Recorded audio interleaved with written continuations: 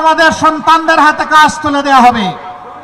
ছেলেরা কাজ করবে, মেয়েরা কাজ করবে, স্বস্তির সাথে নিরাপত্তার সাথে কাজ করবে ইনশাআল্লাহ। আমরা কর্মক্ষেত্রে মামা খালুর কোনো হিসাব নিকাশ নেব না। ওই টেলিফোন আমাদের কাছে অচল।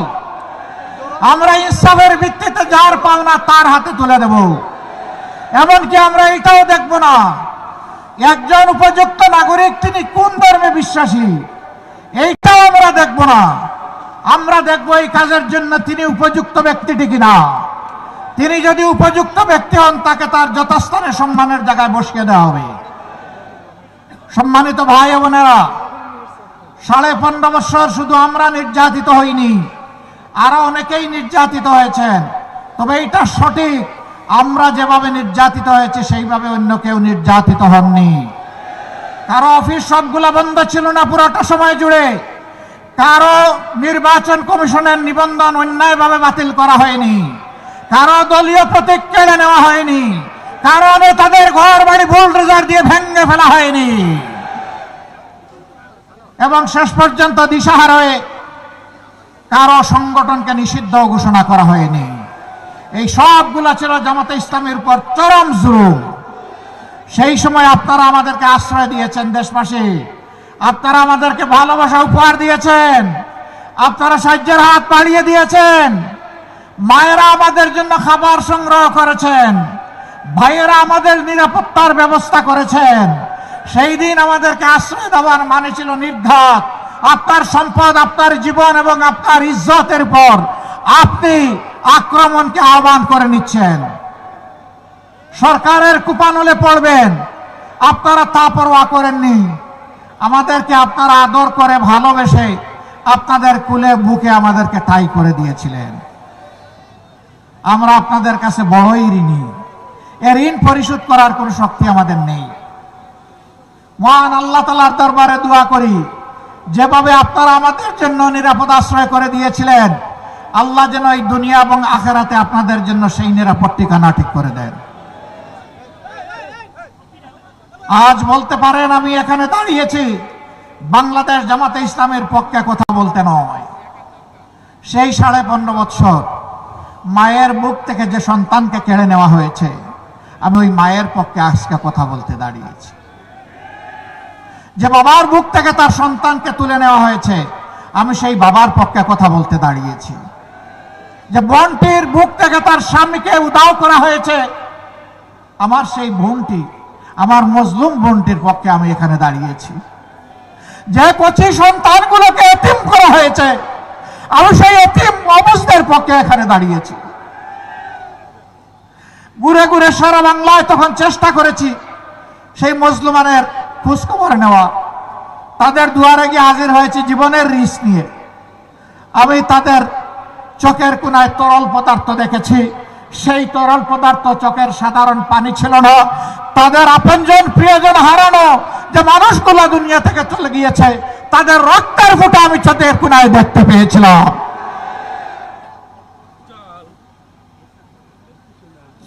অবুঝ বাচ্চাগুলো বলতো, আসো আমার সাথে আসেন। হাত ধরে নিয়ে একটা দেয়ালে তার বাবার একা ছবি দেখে বলতো, এটা আমার বাবা। আমার বাবা কি আর আসবে? এই শিশুদেরকে জবাব দেওয়ার মতো কোনো ভাষা আমাদের বুকে টুটে ছিল না। সেদিন আমরা স্তব্ধ হয়ে গিয়েছি। সারা বাংলাদেশকে বধ্যভূমিতে পরিণত করা হয়েছিল। আজ আমি তাদের পক্ষে দাঁড়িয়েছি। এখানে আমি দাঁড়িয়েছি 18 কোটি মানুষের পক্ষে। সিন্ডিকেট করে চাঁদাবাজির কবলে ফেলে যাদের উপর আর্থিক, দৈহিক, মানসিক সব ধরনের নির্যাতন করা হয়েছে। ব্যাংকগুলা ডাকাতি করে উজাড় করে ফেলা হয়েছে। শেয়ার মার্কেট লুট করে কমপক্ষে 284 জন মানুষকে আত্মহত্যায় বাধ্য করা হয়েছে। লক্ষ লক্ষ পুঁজি বিনিয়োগকারীকে, তরুণদেরকে রাস্তায় বসানো হয়েছে। আজ আমি তাদের পক্ষে দাঁড়িয়েছি। আমি তাদের পক্ষে দাঁড়িয়েছি যারা এদেশের মানুষকে গোলাম বানিয়ে নিজেরা জমিদার হয়ে বসেছিল। তাদের বিরোধিতা করতে গিয়ে যারা আওয়াজ তুলেছিল, তাদের কণ্ঠ স্তব্ধ করে দেওয়ার জন্য জনগণের টাকায় কিনা অস্ত্র থেকে গুলি ছোড়া হয়েছিল। 24-এর বিপ্লবের সময় শিশু থেকে বৃদ্ধ, বোন থেকে ভাই, সেই টেকনাফ থেকে তেতুলিয়া, জাফলং থেকে সুন্দরবন সবাই নেমে পড়েছে। মা তার 10 মাসের কুলের অবুজ শিশু নিয়ে রাস্তায় নেমে পড়েছেন রাজধানী ঢাকার উত্তরায়। সাংবাদিক বন্ধুরা প্রশ্ন করেছে, মা আপনি এই সাংঘাতিক কাজটা করতে গেলেন কেন? তিনি জিজ্ঞেস করলেন, আমি কি সাংঘাতিক কাজ করলাম? বলে যে এই যে কুলের অবুজ শিশু নিয়ে আপনি রাস্তায় এসেছেন, মুহুর্মুহু গুলি আর টিয়ারশেলের ধোঁয়া, যদি কোনো কিছু হয়ে যায়, কয় কি হতে পারে? কয় গুলি এসে আপনাকে আপনার সন্তানকে খতম করে দিতে পারে। সে মা চিৎকার দিয়ে সেদিন বলেছিলেন, সন্তান আমার একটা নয়, আজকে বাংলার রাস্তায় আনাচে কানাচে লক্ষ লক্ষ যে তরুণ তরুণী নেমেছে, সবগুলো আমার সন্তান। আমি সেই সন্তানদের সাথে সংহতি প্রকাশ করতে এখানে এসেছি। আমি তাদেরকে সাহস দিতে এসেছি। আমি জানাতে এসেছি, কাপুরুষ বিড়াল শিকালের মতো কোনো সন্তান চাই না, সিংহ এবং বাঘের মতো সন্তান চাই। সেই মাকে স্যালুট, মায়ের জাতিকে স্যালুট। সেদিন মায়েরা রাস্তায় নেমে এসেছিলেন বলেই জালিমের অস্ত্র বুতা হয়ে পড়েছিল। সম্মানিত ভাইরা, আমরা কি চাই সেই দুঃশাসনের যুগ আবার ফিরে আসুক? সেই ফেসিবাদ আবার ফিরে আসুক? যদি আমরা না চাই, তাহলে যে দুঃখী মানুষগুলোর কথা বললাম, আজকে তাদের মুখে হাসি ফোটানোর জন্য নতুন লড়াই আমাদেরকে শুরু করতে হবে ইনশাআল্লাহ। এ লড়াই কোনো দল, কোনো গোষ্ঠী, কোনো পরিবারের মুক্তির লড়াই নয়।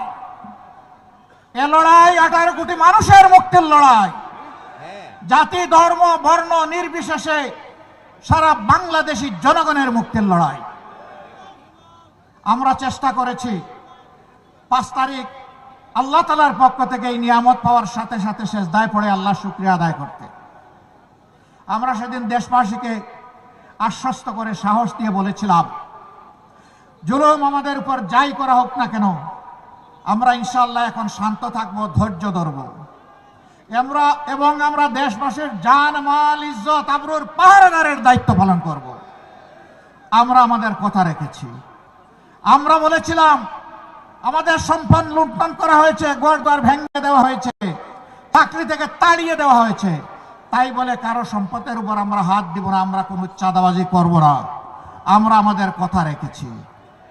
আমরা বলেছিলাম, যারা আমাদের ক্ষতি করেছে, আজ আমরা ঘোষণা করছি তাদের উপর থেকে আমরা কোনো প্রতিশোধ নেব না। আমরা আমাদের কথা রেখেছি। আমরা বলেছিলাম, আমরা মামলা দিয়ে হয়তো কোন নাগরিককে আমরা কষ্ট দিব না, হয়রানি করব না। আমরা আমাদের কথা রেখেছি। আমরা সেটা করিনি। আমরা বলেছিলাম, এই দেশ শুধু মুসলমানদের নয়, অবশ্যই মুসলমান এখানে সংখ্যাগরিষ্ঠ, কিন্তু মিলেমিশে ফুলের বাগান, আরো 3টি ধর্মের লোক এখানে বসবাস করেন। আমরা তাদের জীবনের ইজ্জত এবং সম্পদের পাহারাদার হয়ে দাঁড়িয়ে গেলাম। কোন দুর্বৃত্ত তাদের দিকে চোখ তুলে তাকাতে পারবে না, কোনো হাত তাদের দিকে বাড়াতে পারবে না। আমরা আশা করেছিলাম রাজনৈতিক দলগুলো সেখানে দায়িত্বশীলতার পরিচয় দেবে, কিন্তু আফসোস, সকলে এই দায়িত্বশীলতার পরিচয় দিতে পারেননি। আজ তাহলে দেশবাসীর কাছে পরিষ্কার হয়ে গেল, এই দেশের মানুষ, মাটি এবং সম্পদ, ইজ্জত কার কাছে নিরাপদ। এটা কি এখন আর বুঝতে কোনো বাকি আছে? কোনো বাকি নাই। যুবক বন্ধুরা, তোমরা বুক চিতিয়ে লড়াই করে আমাদেরকে মুক্তি এনে দিয়েছ, তোমাদেরকে মোবারকবাদ। কিন্তু আমরা তোমাদের হাতে বেকারের ভাতা তুলে দিয়ে অপমান করতে চাই না। আমরা তোমাদের প্রত্যেকটি যোদ্ধার হাতকে কর্মী এবং কারিগরের হাতে পরিণত করতে চাই, এবং তোমাদের হাতে, যুবক যুবতীদের হাতে আমরা মর্যাদার সেই কাজগুলো তুলে দিতে চাই। সেদিন তোমরা গর্ব করে বলবে, আমিও আমার নতুন বাংলাদেশের একজন গর্বিত কারিগর, আমারও অবদান আছে। আমি বসে বসে বেকার ভাতা আমি খাই না, বরঞ্চ আমি আমার জাতিকে দিতে চাই। আমরা এইভাবেই আমাদের যুব সমাজকে কর্মসংস্থানের মাধ্যমে একদিকে দেশ গড়া, আরেক দিকে তাদেরকে সম্মানিত করতে চাই। যদি এটা আমরা পারি তাহলে বিপ্লবে তোমাদের ভূমিকার কিছুটা হলে আমরা ঋণ পরিশোধ করতে পারলাম বলে মনে সান্ত্বনা পাব। মা বোনেরা, ইনশাআল্লাহ এই নতুন বাংলাদেশ আল্লাহ যদি আমাদেরকে গড়ার সুযোগ দেন, এই নতুন বাংলাদেশে আপনি আপনার নিজ গৃহে অবস্থানস্থলে আবাস ভূমিতে আপনি চলাচলের সময় এবং কর্মক্ষেত্রে সব জায়গায় ইনশাআল্লাহ দুটি জিনিস আপনাদেরকে আমরা নিশ্চিত করতে আমরা প্রতিজ্ঞাবদ্ধ। একটি আপনাদের মায়ের মর্যাদা, দ্বিতীয়টি হচ্ছে আপনাদের নিরাপত্তা। এই দুইটা ইনশাআল্লাহ আমরা নিশ্চিত করব। সম্মানিত ভাই বোনেরা, খুলনা অঞ্চল ছিল এক সময় ইন্ডাস্ট্রি এবং কৃষিতে সমান তালে পাল্লা দেওয়া, দুইটাই এখন শেষ। জলাবদ্ধতার কবলে পড়ে, লবণাক্ত পানির কবলে পড়ে, দফায় দফায় বাঁধ ভাঙন দিয়ে জোয়ার আসার কারণে আজকে কৃষকদের একেবারেই বিধ্বস্ত অবস্থা। আর শিল্পের কথা আগেই বলেছি, আল্লাহ যদি আমাদেরকে এই দেশের খেদমতের দায়িত্ব দেন, আমরা কথা দিচ্ছি আপনাদের সাথে বসে আপনাদের সাথে ডায়ালগ করে কোন কাজটা আগে করলেও এই এলাকার উন্নয়ন হবে, দেশের উন্নয়ন হবে, আমরা তা ঠিক করব। অগ্রাধিকারের ভিত্তিতে আপনাদের সম্পদ আপনাদের হাতে তুলে দিব উন্নয়নের জন্য ইনশাআল্লাহ। এটা আমাদের বাপ দাদার সম্পদ হবে না, এটা হবে জনগণের সম্পদ। এবং প্রত্যেকটি সম্পদের বাজেটের আমাদের কাছ থেকে জবাব নেওয়ার অধিকার আপনাদের নিশ্চিত করা হবে ইনশাআল্লাহ।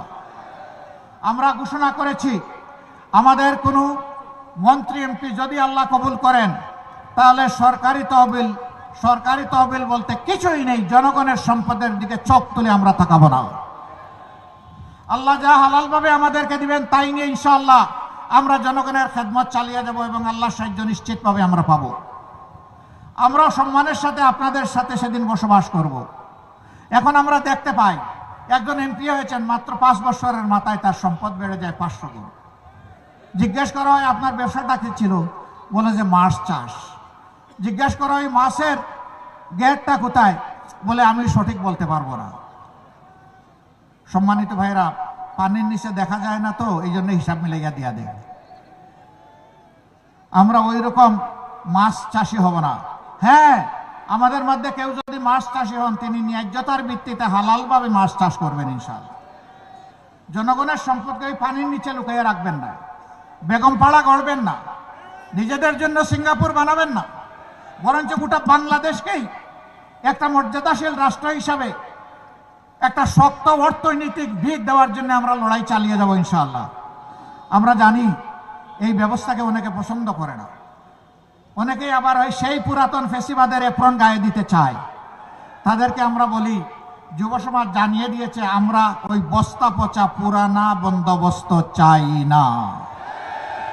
5টি বিশ্ববিদ্যালয়ে তরুণ সচেতন শিক্ষিত সুশিক্ষিত উচ্চশিক্ষিত যুবক যুবতীরা তাদের রায় দিয়ে বলে দিয়েছে আমরা এখন ইনসাফের পক্ষে, নতুন বাংলাদেশের পক্ষে, আমরা এখন ঐক্যের পক্ষে, আমরা বিভক্তির পক্ষে নই। আশ্চর্য বিষয়, আমাদের একটি বন্ধু সংগঠন তারা ফ্যামিলি কার্ড দেওয়ার ঘোষণা করেছেন এবং এটাও বলেছেন যে এটা মায়ের হাতে দেবেন। তারা একদিকে দিচ্ছেন ফ্যামিলি কার্ড, আরেকদিকে দিচ্ছেন আমার মায়ের গায়ে হাত। এই দুইটা একসাথে চলে না। আমরা অনুরোধ করব নিজের মাকে সম্মান করুন। যদি আপনি নিজের মাকে সম্মান করতে পারেন তাহলে গোটা মায়ের জাতিকে আপনি সম্মান করতে পারবেন। আর যদি নিজের মাকে সম্মান না করতে পারেন আপনি বাংলাদেশের একজন নারীকেও সম্মান করতে পারবেন না। আজকে বিভিন্ন জায়গায় হামলা শুরু হয়েছে, মাথা গরম হয়ে গিয়েছে। মাঘ মাস, আরে ভাই এখন মাথা গরম হলে চৈত্র মাসে কি করবেন? একটু ঠান্ডা রাখেন না। এখন তো আরামদায়ক বাতাস আছে, আবহাওয়া আছে, এই সময় গরম করিয়েন না মাথাটা। জনগণের রায়ের প্রতি আস্থা রাখুন। অতীতে জনগণের রায়কে যারা সম্মান করে নাই তাদের পরিণতি কি হয়েছে তার থেকে আমাদের সকলের শিক্ষা নেওয়া উচিত। হ্যাঁ, জনগণের গায়ে হাত দিতে পারবেন, পিঠে চাবুক মারতে পারবেন, কিন্তু জনগণের হৃদয় এবং কলিজা জয় করতে পারবেন না। হৃদয় কলিজা যদি জয় করতে হয় তাহলে সকলকে তার নিজ নিজ জায়গায় সম্মান দিতে হবে, বিশেষ করে মায়ের জাতিকে। আমাদের কথা ভাই একেবারেই স্পষ্ট, জীবন দিব, আমার মায়ের ইজ্জত দেব না। মায়ের ইজ্জতের জন্য লড়ে যাব। সুতরাং কেউ আর মেহেরবানি করে অপকর্ম করবেন না। যারা করেছেন তওবা করেন, সংশ্লিষ্ট ব্যক্তির কাছে মাপ চেয়ে নেন। তিনি চাইলে মাফ করে দিতে পারেন, আল্লাহ আপনাকে মাফ করে দিতে পারেন। কিন্তু সেই কালো হাত আর যদি সামনে বাড়ানোর চেষ্টা করেন, আমরা গালে হাত দিয়ে বসতে পারবো না ভাই। পায়ে পাড়া দিয়ে মুখের উপর ঠুটের উপর ঘুষি মারবেন আর বলবো যে এবার কানটাও ছিঁড়ে নেন, এই কাজ হবে না। বরঞ্চ সমান ওজনের হিসাব নিকাশ আপনাদের দিকে ফিরিয়ে দেওয়া হবে। আমরা কারো পায়ে পাড়া দিয়ে ঝগড়া বাঁধাতে চাই না, কিন্তু কেউ ঝগড়া বাঁধাতে আসলে ছেড়েও দেওয়া হবে না। পারবেন আপনারা? এখন থেকে পাহারাদারের ভূমিকা পালন করবেন। প্রত্যেকটি নরনারীর ভোটের অধিকার আপনারা পাহারা দিবেন। ভোট যার ইচ্ছা যেখানে তাকে দিবে, কিন্তু আমরা ভোটের বাক্স পর্যন্ত ভোটারকে পৌঁছে দিতে চাই। ওই বাক্স পর্যন্ত ভোটার পৌঁছার পরে তারা নিজের ভোটের হিসাব তারা গ্রহণ করবে ইনশাআল্লাহ। আমরা 13 তারিখ থেকে আল্লাহ তাআলার দরবারে একটা নতুন বাংলাদেশ চাই, একটা অভিশাপ মুক্ত বাংলাদেশ চাই। আমার মায়ের জন্য একটা নিরাপদ বাংলাদেশ চাই, শিশুদের জন্য একটা নিরাপদ বাংলাদেশ চাই, আবাল বৃদ্ধ বনিতার জন্য একটি নিরাপদ বাংলাদেশ চাই, সকল ধর্ম বর্ণের মানুষের জন্য নিরাপদ বাংলাদেশ চাই। সেই বাংলাদেশ চাইলে এখন থেকে দুটি ভোটের ব্যাপারে কঠিন সিদ্ধান্ত এবং স্পষ্ট সিদ্ধান্ত নিতে হবে। হ্যাঁ ভোট মানেই হচ্ছে আজাদি, না ভোট মানে পরীক্ষা করুন এবং আমাদের সাথে থাকুন। আমরা কথা দিচ্ছি, আমরা আপনাদের সাথে থাকবো ইনশাআল্লাহ। সম্মানিত ভাইয়েরা, এখন আমি 6 জন প্রার্থীকে আপনাদের সামনে তাদের হাতে 11 দলের প্রতীক তুলে দিচ্ছি। খুলনায় 1 আসন,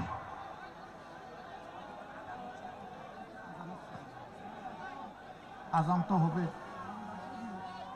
আচ্ছা, আজানটা শেষ হোক, সবাই কেউ যাবেন না, থাকবেন। আমরা 3-4 মিনিটের মধ্যে শেষ করে দেব। আমি ডানপন্থী, আমার ডান দিকে আসতে হবে, আমি বামপন্থী না তো। আর এইদিকে ডান, এইদিকে আসতে হবে।